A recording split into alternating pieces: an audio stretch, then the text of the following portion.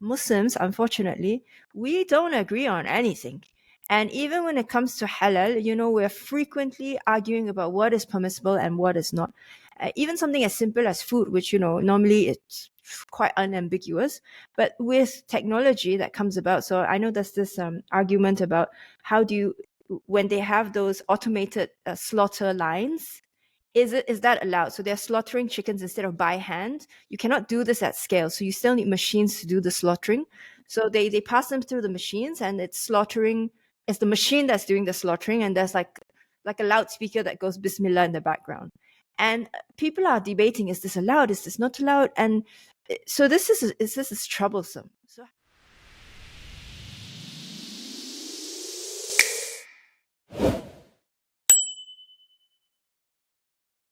So hello everyone, and welcome to another episode of Tech Talks. Today we have with us Diane, and I'm going to butcher the last name, but I'm going to try anyway. Diane de Saint-Chamarin, and she is the she is the co-founder of Wasabih. And Wasabih is creating the world's largest online community for professionals to connect and businesses to grow in the halal economy. Halal is not just about food. Okay, this is the mistaken perception. It's a way of life that encompasses all sectors and promotes a more sustainable and equitable way of doing things. On Wasabih, we aim to promote those values, or they aim to promote those values. Diane, can you please tell us about yourself? Tell us about your journey to founding Wasabih. Sure. Thank you very much, Shireen, and Morad as well for having me on the show. So I'm Diane de Saint-Chamarin. You did it quite well. I'm impressed. I'm French, originally from France, born in Paris, and I'm the co-founder of Wasabih. I currently live in Bangkok. So if you can hear the rain maybe behind me, it's because we are in the middle of the monsoon season right now. And I met my co-founder, Mamadou, in Malaysia. We were there community builders aiming at promoting the French tech in Malaysia, which is a community of professionals in tech and startup founders. And immediately we matched in terms of values and ethics, and that's why we wanted as well to promote these values that are also part of the halal economy, as you said, in order to make it to break the kind of ideas that people have about the halal economy. As you said, Wasabih, we're trying to create the largest online community for professionals to connect and businesses to grow in the halal economy, promoting a way of life and a way of doing business that is more sustainable, fair, equitable for men and women who are professionals all around the world, whatever the sector. It's not just about food, even though a lot of people, even Muslims, think it is about food only. No, it's also Islamic finance, modest fashion, halal cosmetics, Muslim-friendly travel, and so on and so forth, because it's a way of life. It's a way of doing things. And we saw that actually we have these values that are really the core of our team for Mamadou and I. And we saw that the professionals had difficulties to connect in the halal economy. So we wanted to help them to connect in an easier way through this platform. If you go on LinkedIn, if you go on Facebook and all the other mainstream platforms, they do not really cater the search for halal professional.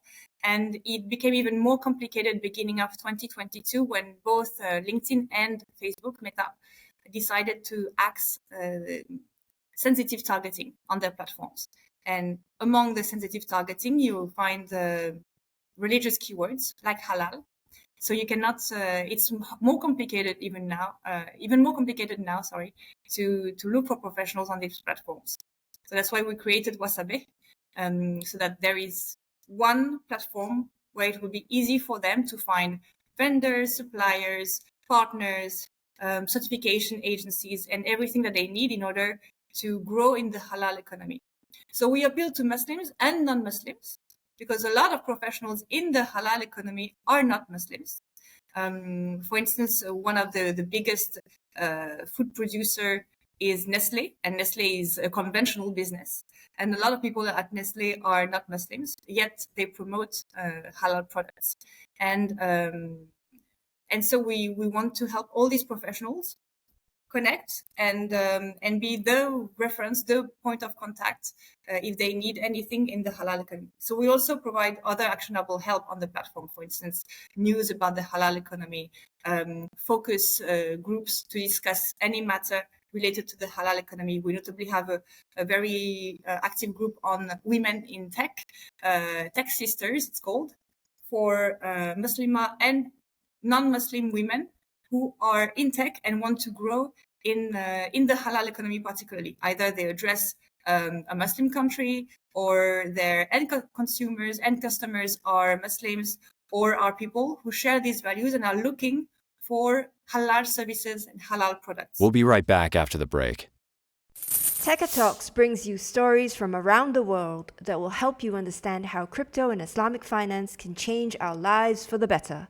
Subscribe and follow us to keep learning.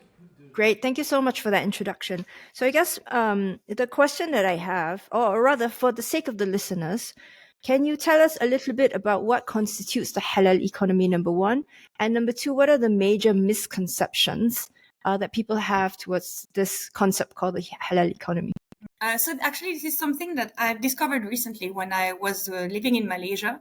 I lived in Malaysia from 2017 until 2021, so 4 years. And this is where I got more familiar with the halal economy. Malaysia is the leading hub in the halal economy. It's really a reference. Their halal certification delivered by Jakim is one of the most rigorous and respected in the world. They have more than 50 bilateral agreements. It's extremely hard to get it because they don't look just at the end product, but they look at the whole value chain. For instance, are your suppliers halal? How do you do things? Is there any like money laundering? These kind of things. So it's really, really complete. And I think that the misconception is that halal is just about the end product. It's whether you have pork or alcohol inside a product. That's basically it. But no, it's because it's a way of life. It's not just the halal economy, but actually in the halal economy, we have two concepts: halal, so permissible, and tayyib, which is ethical, pure. And these are together under the umbrella of the halal economy. So that's, I think, one of the misconceptions that we are facing. And so for me, and the way we define it on Wasabih, and that's why we appeal to professionals who are Muslims and non-Muslims, we want to bring this idea that it's only about the end product with no pork or no alcohol, but it concerns the whole value chain and the whole ethical way of doing along the whole value chain, until you get, as a consumer, the end product or end service. It's very interesting. So I think, I'm not sure if you're Muslim or not, but are you? I am not. And actually, that's also a good point. If I may, sorry, I'm to interrupt you, because I think it might be enlightening for the people who are going to watch and listen to us. I'm not a Muslim. I adhere to these values. I really think that it's important that we do not focus on just the immediate pleasure that we get from buying a service or product, but we need to think long term. What kind of world do we want to live for our children? What kind of values do we want to defend in our lives? And I think that the team that we are creating, Mamadou and I, really reflects the diversity of the halal economy in our team. So I am not a Muslim. I'm French. I live in Bangkok. Mamadou is French and Senegalese. He's a Muslim, and he lives now in Senegal. So we have people who are Muslims, non-Muslims, men, women, founders, executives, people who work in various sectors, and but we are all united by these values, and we all want to be able to serve good products to consumers, who also we hope we help educate them into buying these kind of services and products that are halal. tell me a little bit about your story towards entering into the halal economy, because you're not a Muslim, so you didn't obviously grow up in that quote unquote system, halal, halal way of thinking, but you share the values as you've said. So how did you merge those two, your values and then ending up in the halal economy? So I think, well, first I was born a Catholic in a Catholic family, and I do believe that if you look at the main religions or philosophies or beliefs in the world, we are united by the same principles. Be good, try to do good, try to pay forward, do not be selfish, and these are values that you can find. I mean, it's common sense, but common sense is not common at all. So that's also I think it's key to emphasize it. But for me, it was very easy to see the common points between my education as a Catholic and the values of the halal economy. It's true that in France there is a kind of the way we see the halal economy. It's through the lens of communities, and I would say that halal is you're either for or against. But it's really, I think, very narrow-minded to see it that way, because these values are universal. And I think that when we see all the ESG or principles or things that are defended by the UN as well, that try to make things in a more sustainable way, try to look for alternative energies and so on. We are more and more mindful about the way we do things in business and in our daily lives, within, for instance, within the family, within more of a private area. So hopefully, I think minds are changing, and for me, it was very easy to move from, to associate my upbringing with the values that I find in the halal economy, and I'm very glad that I get to promote it through Wasabih. So I'm going to actually involve Murad in this discussion now, because Murad also did some business within the halal economy in Europe, and I know that back then, and also 20 years ago, I think, or 15. There's really strong polemic around the word halal. And maybe Murad, tell us about what you were doing and how do you feel about how things have changed from way back then, 15 years ago, to how it is today? Yeah, thank you, Diane, for sharing your story. Very enlightening. The halal economy, as Diane is sharing, it's true that we as human beings, we want to make sure we consuming things that are good for our body. So it doesn't reflect, it doesn't appeal only to the Muslim, but also to all monotheist religion. When you look at it, the Jewish actually are even using a process of examining the animal that they're going to slaughter to eat, for example, and they do slaughter. Likewise, for the Christian, when you look at the early Christian, they were using the same technique at how to raise an animal, how to make sure it's well fed, well treated, and then well killed, in a sense, not by chemicals or a hammer or whatever atrocity that we see today, even in Europe. So they kind of look at how bad Muslims are doing it in a savage way sometimes, which is misunderstood, is actually the most cleanest way to end the life of an animal without make them suffer. And at the end of the day, we're using animals that are good for the consumption of the human being, and we're not using animals that are not good for the consumption. Okay, so that's something also clear. We will not use different type of meat. Then when it comes to like 20 years ago, like Sharon was mentioning, when I first introduced the halal concept into Europe, I think most of the European countries were kind of okay, but in France it was mostly seen as a community product. Using the word halal was not something perceived right, okay, among not really the masses, but really the political people, you know.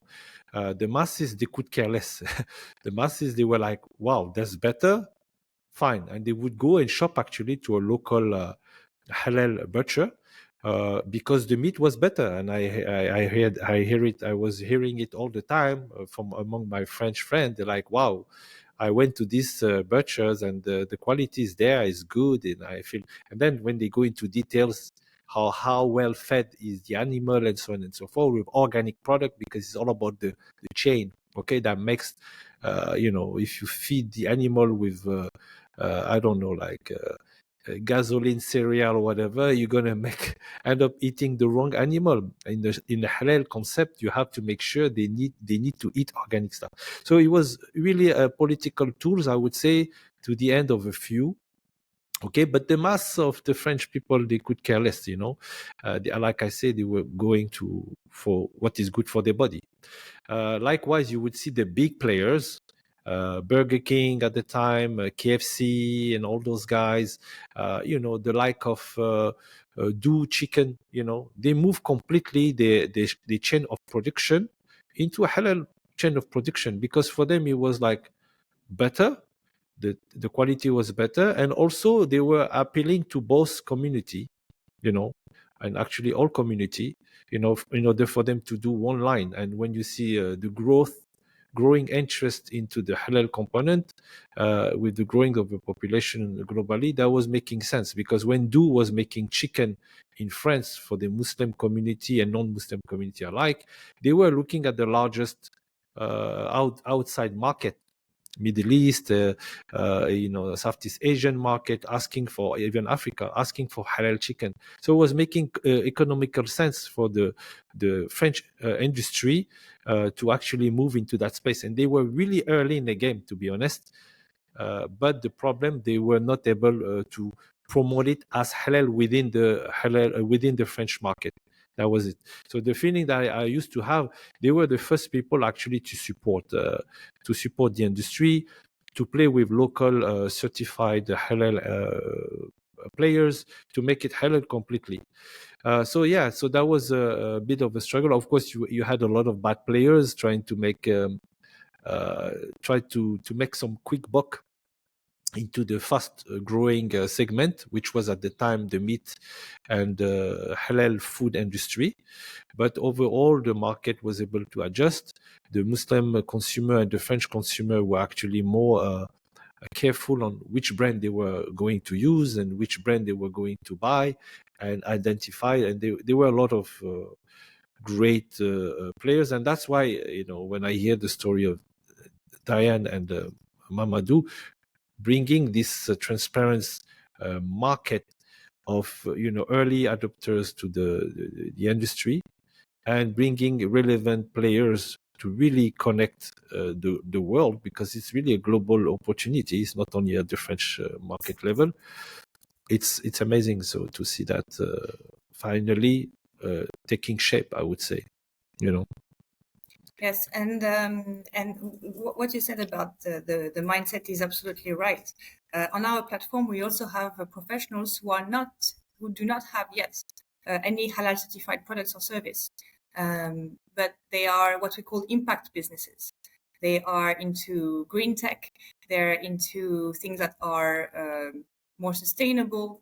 They are already clean. We have, for instance, cosmetics that are cruelty-free, chemical-free. So they just miss this extra step of being certified to then be able to appeal and be identified as clean, ethical, pure, also by the Muslim community.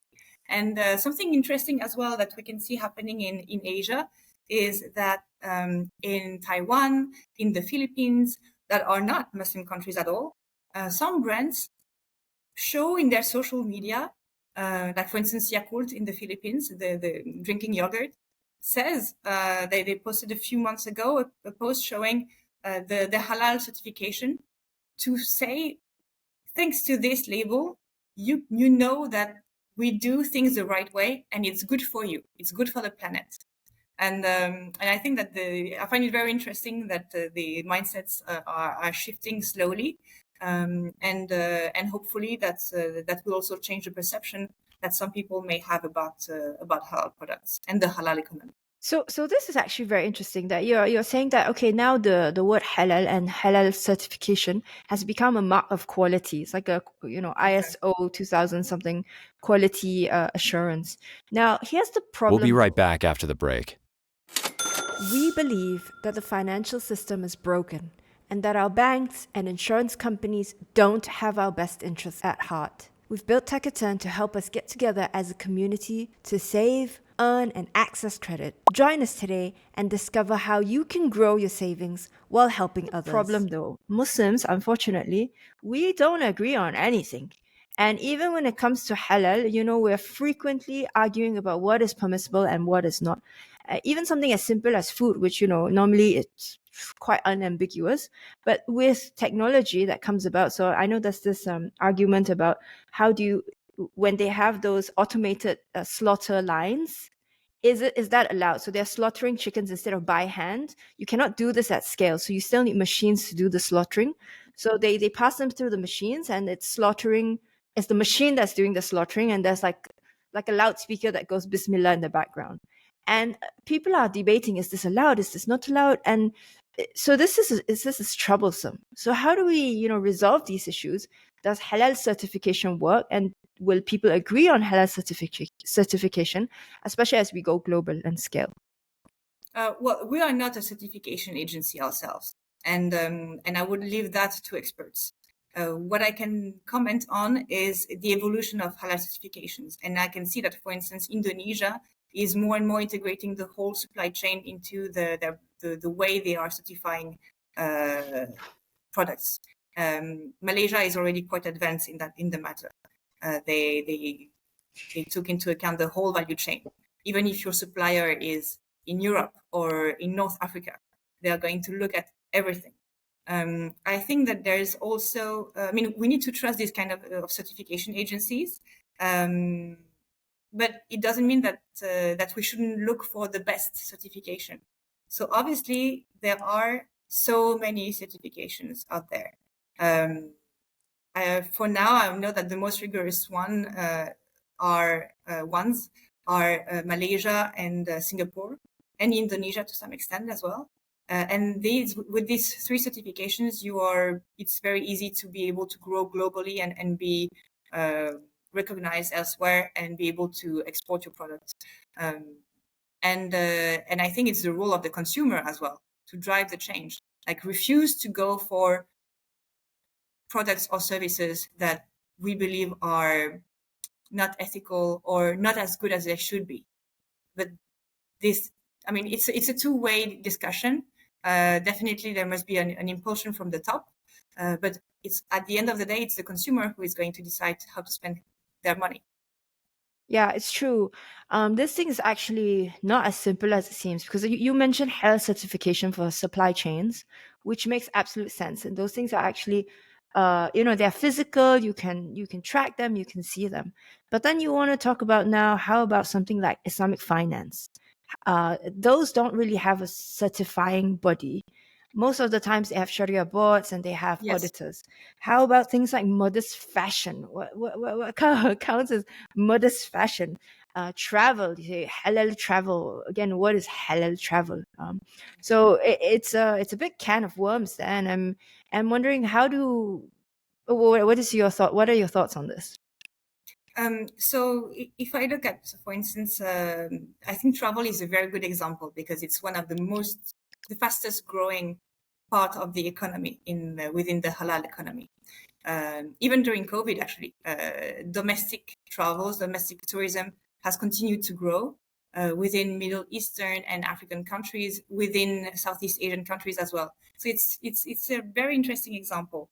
I don't think that you can be completely halal in tourism, but you can take steps to make it more ethical, to try to, for instance, not have anything that has to do with prostitution or drugs or just alcohol in your room. But there's also beyond, which would be a more complete, like Muslim-friendly tourism. But there are even just very simple steps that can be implemented just in order to be more Muslim-friendly. for instance, indicate the Qibla in the room, have a Quran there. And actually some hotels, they have Quran, Bible, Torah, like all of that in the room so that everyone can feel at home. That's what we want. If you want a tourist to come and to come back, you have to make them feel at home. And actually that's the kind of tourists that we want. We want loyal customers. We don't want people who are just going to come in order to take drugs in the room and then leave and never come back. No, that's not. This is not sustainable in the long run. So I believe that there is a key role for all actors in tourism, whether it's restaurants or hotels or activities, to try to go for something that would be seen as ethical, family-friendly, Muslim-friendly, or at least respectful of any faith. And this is not so complicated to do. Actually, we are working together with Crescent Rating because they have Crescent Rating rates venues in with stars according to how Muslim-friendly they are all around the world. And they have developed a consultancy service. And so if any hotel venue wants to know more about it and what are the actionable steps that they can take, feel free to come to Wasabih and reach out to us and to Crescent Rating. There are very, very easy things to do to at least start, like put the basics there. If I may, so what I see, Diane, and correct me if I'm wrong, I see a very, very big growth in the demand for the halal industry in every single vertical, from the food, from the cosmetic, fashion, also staying. So do you see this trend, going further up? And why is it a good time for the people who haven't yet include a halal component in their business model? And what are they missing out? So I want to hear from you. Yes. What's the trend? What's happening? And is it something that they might miss completely, or they are just in denial, or what? I want to hear about that. So this growing market, yeah. Yes, so it is a growing market. It is already big. If you only take Muslims on Earth, there are 2 billion Muslims on Earth, so 1/4 of the world population. By 2030, there will be 2.2 billion Muslims. Africa now represents 27% of the world Muslim population. 27% of the world Muslim population lives in Africa, and it's the youngest continent. But for now, I think that now is the right time to enter it, because this economy is getting structured slowly. Consumers are more and more aware of being just mindful to have a look at a halal label or try to go for halal products, even if they don't have the label, but go through the ingredients, go through the processes, just to be more mindful about their consumption choices. And it's getting organized slowly. So I think that all these factors, the fact that it's already big, but more and more people are looking for halal products and services that are not Muslims, that Muslims themselves are more aware of how mindful they should be about their consumption choices. And the fact that the professionals now are getting organized and they have a platform like Wasabih, for instance, to do so, that now is the right time to start and enter. Do you have any story about maybe an industry or some people reaching out to you and say, yes, hey, you know what? What are we missing here? Any good story in that segment to share, yes, or maybe in the hotel industry, whatever you have in mind? Yes, definitely. So, for instance, I have an example with. I have several examples, but I have one in Thailand, Good and Green, and I would say hi to Selina if she is here. So, Selina was born in the south of Thailand, and the southern Thailand is where you will find the biggest proportion of Muslims in Thailand, which is mainly a Buddhist country. But she is a Buddhist. She's not a Muslim. But because she was born and raised in southern Thailand, she has been surrounded by people who are doing things in a mindful way, and so she started this company, Good and Green, where she basically has a farm in the south of Thailand, growing everything organically, using no chemicals, employing women, trying to have a fair price and fair wages. And she contacted me because she's part of a network of women called We Can, for Women Entrepreneur Can. And she said, oh, well, actually, you were the missing piece, kind of. I am from southern Thailand. I'm familiar with the halal economy, but it never occurred to me that actually there was an opportunity there. So now she's on Wasabih. She's looking for partners to help her grow in the halal economy, and so that's why she reached out to me, and she's now on Wasabih. And she left a wonderful testimonial for the launch of our app. So hopefully you will be able to hear it very soon when we are launching the campaign for our mobile app. Yeah, so you brought up something which is kind of interesting. A lot of Muslims, and this is something we face as well. So we also have a platform that is Sharia compliant, and it is really for the world. But we have a target market of Muslims in the early stages. But one of the troubles that we face is Muslims have a great fear and great skepticism when somebody says something is halal and tries to market a product as halal or Sharia compliance, because there's this concept of, okay, you are just saying this because you're trying to market to us. This is a form of halal washing, but it's a marketing ploy more than it is sincere. How do you see this? And this is something you've come across. Well, we can't deny that there is a business opportunity. And why should we not acknowledge it? I mean, obviously, it is a business opportunity. And I think that if we are able to grow and make profit on top of defending values, then let's do it. After all, it's we're not doing everything pro bono. I mean, the world would be a perfect place if everything was just...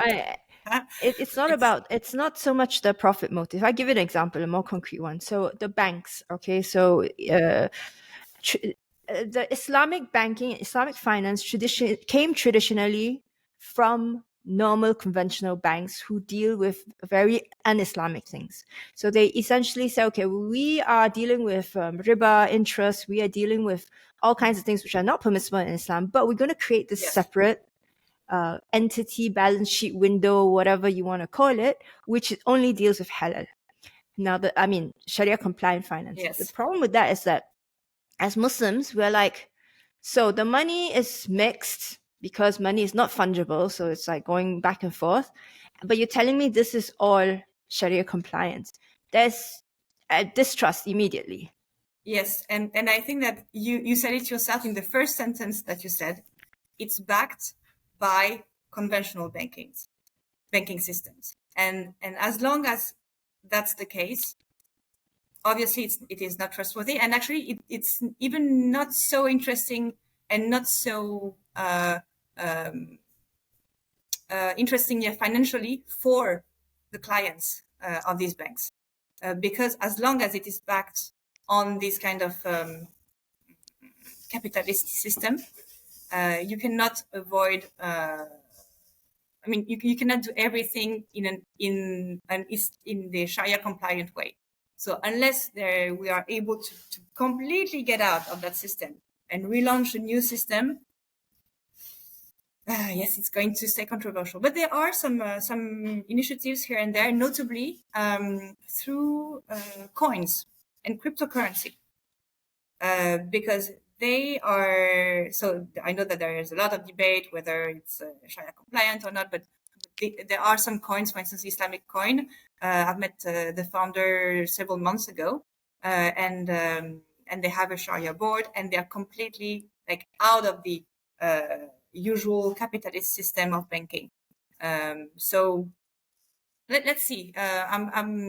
I do have faith in humanity, and I'm sure that we will find a way to make things that work for everyone. And if someone wants to go through the conventional banking system, they will have the possibility to do so. And if people want to go for Islamic finance banking systems, and they will be able to do so as well. So hopefully progress as well, and progress and tech are on our side. Yeah, no, you've brought up my sweet spot, which is cryptocurrencies. So I 100% agree with you that as long as we do not create a new infrastructure, always stuck with this old conventional banking infrastructure, which uses fiat currency, which is inherently interest based, we're never going to actually have Islamic finance. So crypto is really the new frontier for us, and it's something that needs to be built for the Muslims. But you also brought up Islamic coin, which is unfortunately currently getting so much fire and so much hate from the Muslim community, who are essentially saying there's nothing Islamic about this project. Now, having said that, Murad actually knows the founder, and I think he has positive things to say about the founder. But at the same time, that perception is very negative from the Muslim community.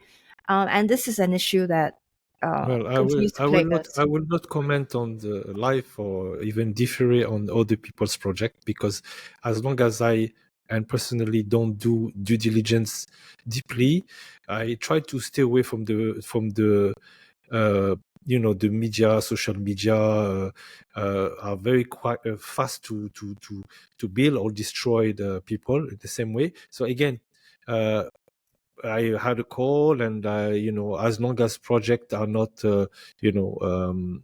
clearly defined and well defended by the founders themselves, I don't have any position, and I will not even mention good or bad things about it, because clearly I don't know. So, and I'm not the type of person who would just auto react that fast, especially with the harm of the social media today. It could be a competitor talking about them, it could be there, I don't know. So let's do our homework, and be a careful consumer on anything we do, and there's no advice I would give on anything here. But what I want to really say, I would say that when we're talking about the halal in general, when we started with the food, hotel industry, but you name it, we are always missing the one of the main driver for this industry is how do we also borrow and support financially those halal projects. Because if now a farming project is based on riba and stuff like that, but I wouldn't say that the what you're going to eat from the farm will be not halal. But having halal way of financing, and that's where we're coming in, it's how can we now step in and bring financial support in a halal way,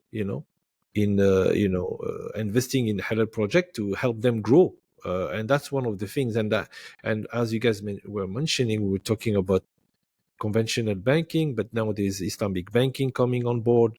That many of them are completely halal proof, I would say, and they shy away from whatever the conventional other institutions are doing, and try to have a pool of liquidity that comes from only the network of other Islamic banking, whatever. And then they are sitting on a lot of cash themselves, so they can support even the ecosystem if they wanted to.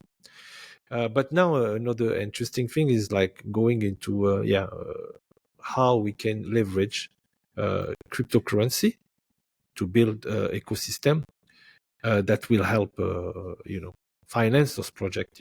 Yes, if I may. So before going for funds, there are some initiatives. For instance, I can think of Ethis in Malaysia, which is a crowdfunding platform, very ethical and promoting or showcasing projects that are really based. I mean, halal economy based.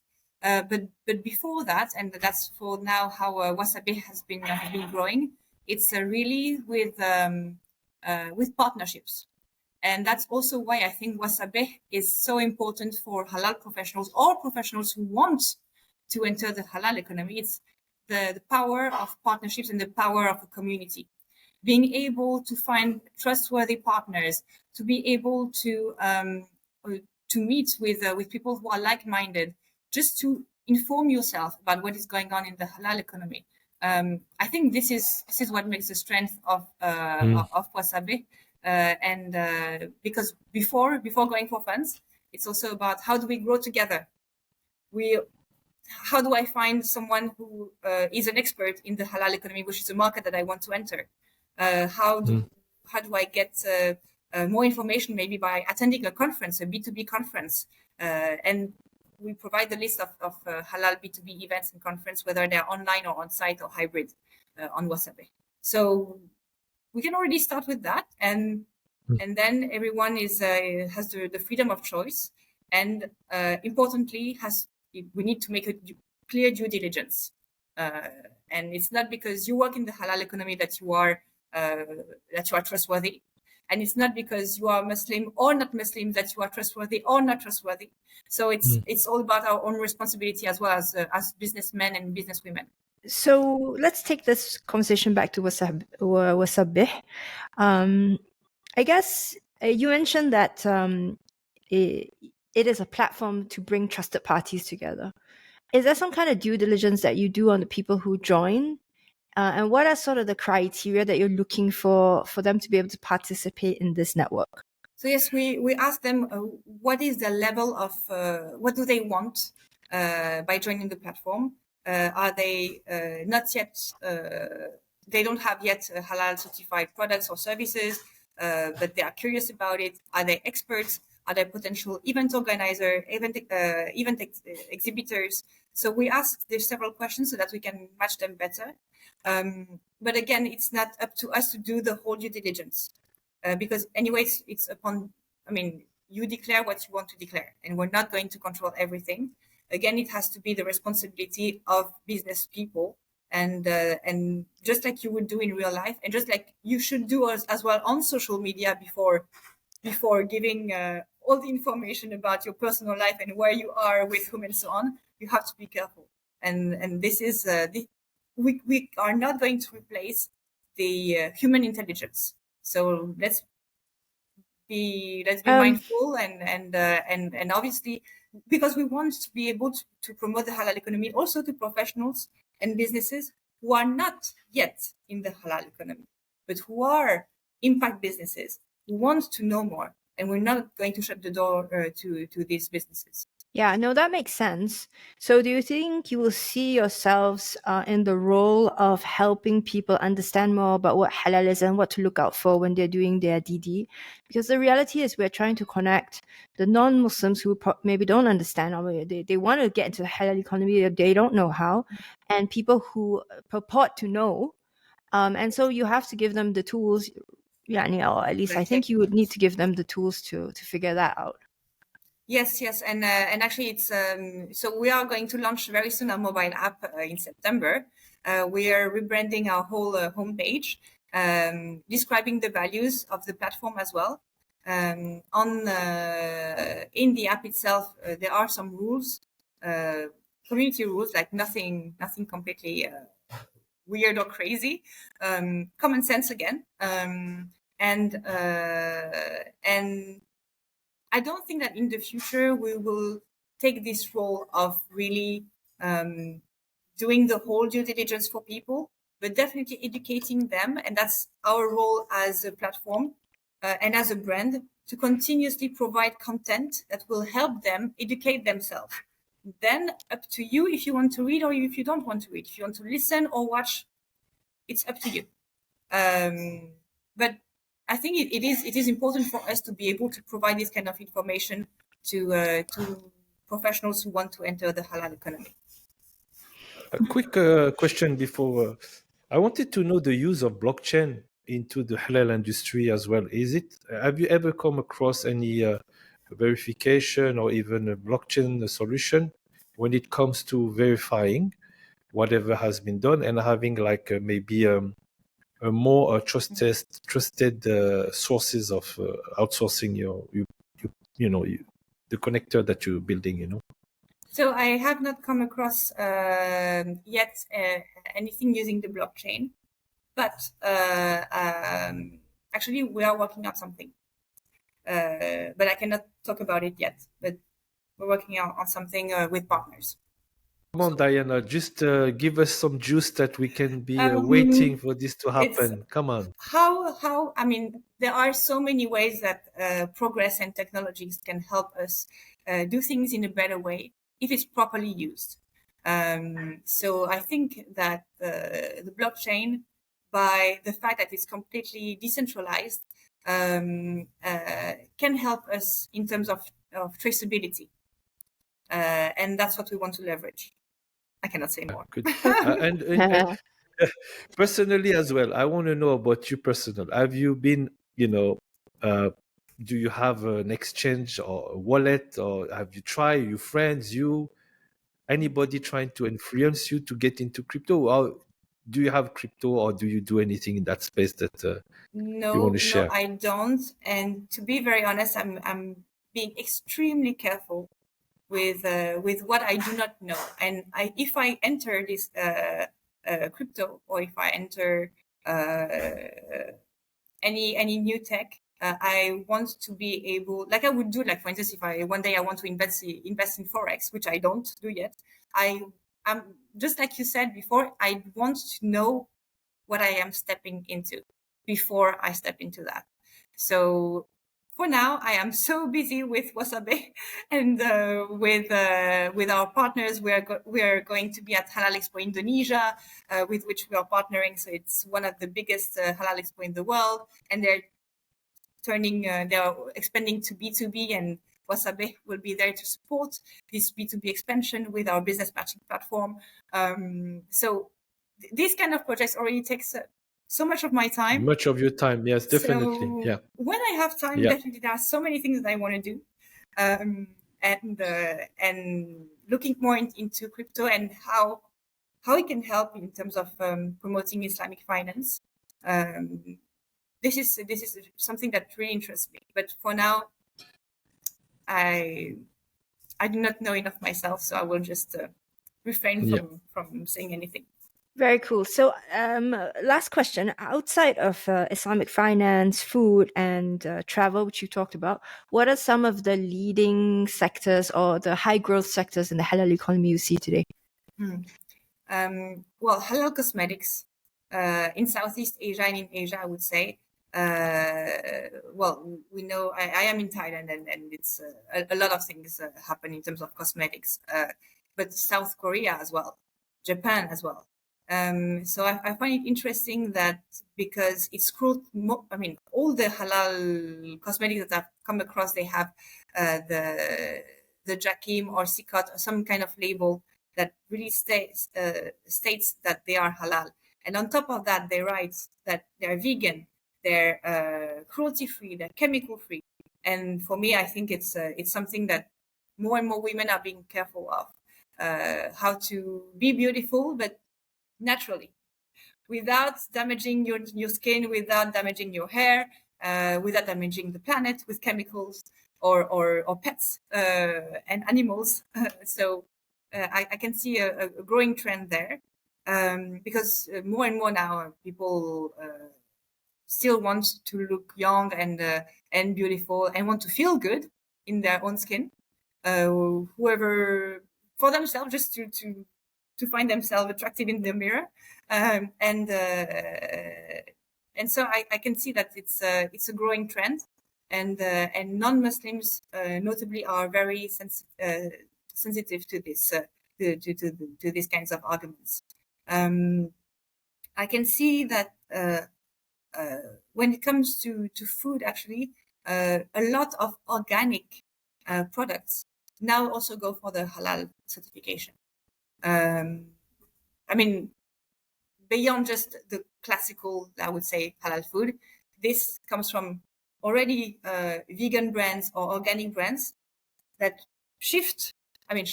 add to their vegan or organic labels the halal label. There's tourism in every. We already talked about it, but definitely it's a growing trend. And after COVID, the revenge consumption of travel, hotels, restaurants show that it's going to continue to grow.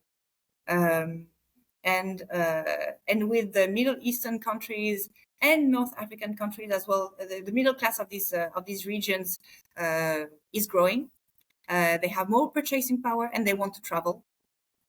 So, I mean, if you are a professional in tourism, definitely you should think about being able to cater for these people. Yeah, it would be interesting to see how we could collaborate as well, and then see, because as you mentioned, this disposable income coming and the massive growth of the population among the Muslim, and they, as you said, the first thing they do, they invest in themselves, which is the education. They would invest in their home, and then eventually invest in the garden, and then travel as well. And one of the most fastest key component now, key search for most of the Muslim is investment, because again they have disposable income, and the money, as you know, depreciate on a daily basis. If you hold fiat currency, and you don't hedge against inflation, your dollar will be worth less and less, over time, and especially in country where there is no access to even old dollars, so they're holding in their own currency, like in Indonesia. I just came back from Indonesia. The depreciation of their currency is crazy. Same thing for Malaysia, even though they're backed by US dollars, and also in Turkey and Lebanon. So what we see a lot among the Muslim population now is, like, if they're earning good into the local currency, they want to make sure they can hedge against inflation, hence starting looking to alternative way of buying currency that will stable and or keep the currency going, the likes of the stable coin, Bitcoin, Ethereum, some of those things. Hence we are moving into that segment and try to educate people, on how to hedge against inflation and how to save, and in order for you to go to your next vacation.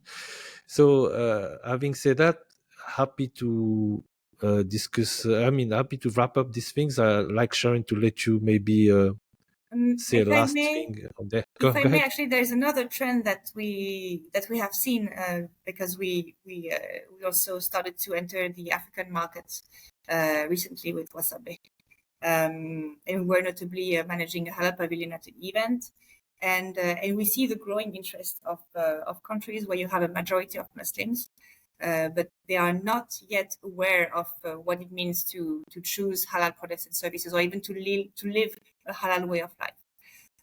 But they start to, and I can see that there are a lot of young entrepreneurs who want to make an impact, and actually it's just one step away from launching a halal business. The issue is, how do we get investors? How do we get the help? How do we get grants, even from the state? And why should we do things in a halal way if maybe it's faster to grow by not doing things ethically? But slowly now, I think that governments are seeing this missed opportunity, and actually the big opportunity ahead that lies into helping these entrepreneurs do things in an ethical way from the start. Because if you do so, then you are able to compete with products from Europe, from Southeast Asia, because it will be immediately of good quality, rather than go for price competition, which is going to completely kill your margin, and at the end of the day, not be useful for the community or for the planet. Yeah, the good news that you just mentioned, Diane, is that, few years back, like, 20 years ago, when you used to launch a business, the only alternative that you had was to go to a bank and ask the bank to finance you and to get your business going. Thanks God, in the past 15 years, we see the rise of venture capital. And what we see with venture capital is that they are able to invest as a equity investment, which means taking risk and rewards within your own investment. So hence you see the rise of a lot of Muslim entrepreneurs and being part of that ecosystem because we are finally able to raise money from partners in a Sharia compliance way with those venture capital. Even though they might have some clauses that might not be completely Sharia, you can still remove those clauses and make it happen. But the exciting thing is the first time in the past 10 years that you're able to really do the halal way. And the halal way is that partnership, not alone for interest base as a bank, is I come as an angel, I come as a venture capital, and I want to be part of your success and risk and make the risk sharing ratio with you, and willing to make it or lose it. And that's what is again is a Sharia concept that is coming around, that is reviving, and that's very exciting to see that actually. And actually, So- you already find it in some countries that are not Muslims, Muslim countries. For instance, in Germany, it's a long-term tradition for banks from the Bundesländer to back like local companies, and they're really.